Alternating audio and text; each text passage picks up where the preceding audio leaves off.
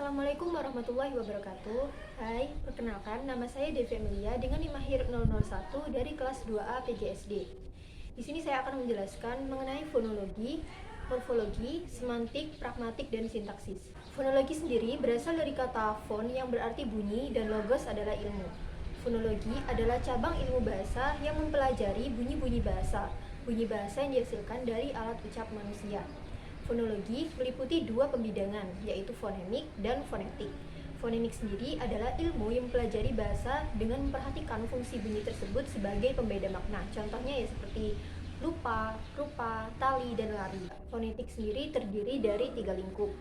Jadi sederhananya itu fonetik itu tahap-tahapan bagaimana suara kita ini bisa sampai masuk ke dalam telinga pendengar.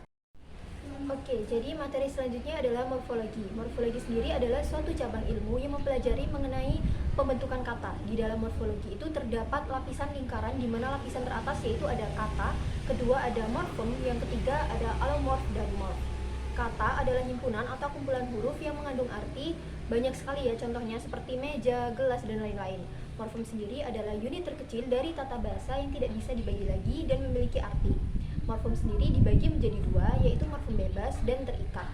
Morfem bebas adalah morfem yang mampu berdiri sendiri. Contohnya ialah kata dasar, yakni kata pakai. Yang kedua ada morfem terikat, adalah morfem yang sebaliknya dia itu tidak bisa berdiri sendiri. Kenapa? Karena dia adalah imbuhan. Imbuhan itu tidak bisa berdiri sendiri karena tidak memiliki makna, kecuali saat disusul dengan kata dasar yang mengikuti. Nya adalah bermain, yaitu imbuhan ber dan disusul dengan kata dasar main. Kemudian di bawahnya lagi ada alomorf, yaitu variasi imbuhan. Contohnya, imbuhan ber yang memiliki variasi menghasilkan bel dan be. Ber ketika disusul dengan kata dasar kerja akan menjadi bekerja, bukan berkerja. Ber kemudian disusul dengan kata dasar ajar akan menjadi belajar, akan menjadi belajar, kata belajar. Selain itu juga terdapat imbuhan me dan pe yang memiliki variasi imbuhan yang banyak sekali. Antara lain ada meng, ada mem, ada men, ada menge, men, pem, pen, peng, dan lain-lain. Oleh karena variasi yang banyak sekali itu, maka pada imbuhan me dan pe itu sebagian besar mengalami peluburan. Terakhir ada morf. Morf di sini adalah bentuk yang di sini belum diketahui statusnya. Sederhananya yaitu kalau alomorf itu lebih tidak jelas untuk membedakan mana imbuhan dan mana kata dasar. Kalau alomorf, maksud saya di sini antara imbuhan dan kata dasar itu jelas bisa dibedakan. Kita beralih ke semantik. Semantik sendiri adalah ilmu yang mempelajari mengenai makna dalam tulisan. Jadi di dalam semantik ini terdapat 3 unsur dalam semantik, yaitu simbol, konsep, dan referen.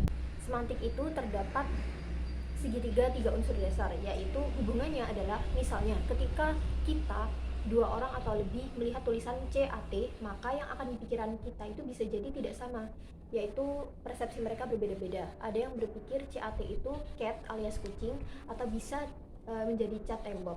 Nah, cat di sini adalah simbol, sedangkan persepsi yang berbeda adalah konsep. Sedangkan kucing atau cat dan cat tembok adalah referen. Kemudian ada sintaksis. Sintaksis sendiri merupakan bagian dalam tata bahasa yang mengkaji struktur kalimat. Sintaksis sendiri itu terdiri dari kata frasa, terus ada klausa, ada kalimat, dan wacana. Kata kan udah dijelasin ya tadi di morfologi. Selanjutnya ada di frasa aja. Frasa adalah gabungan 2 kata atau lebih yang bersifat non-predikat. Contohnya rumah besar. Kalau klausa itu gabungan 2 kata atau lebih yang memiliki 1 predikat. Contohnya aku memasak, ayam cangkul, dan lain-lain. Yang ketiga adalah kalimat, adalah satuan bahasa yang berdiri sendiri, yang terdiri dari klausa dan diakhiri dengan tanda baca. Yang terakhir adalah wacana, yakni rentetan kalimat yang berkaitan sehingga terbentuklah makna di dalam kalimat itu. Contohnya yaitu novel. Kemudian yang terakhir ada pragmatik, yaitu ilmu yang mengkaji makna yang disampaikan oleh penutur dan makna yang kemudian untuk ditafsirkan oleh pendengar dengan mengkaji situasi dan keadaan atau secara konteks. Contohnya yaitu Devi buang air kecil. Nah, buang air kecil itu sendiri bisa berarti pipis dan membuang air. Oleh karena itu, perlu adanya penyesuaian konteks oleh pendengar. Sekian dari saya. Wassalamualaikum warahmatullahi wabarakatuh.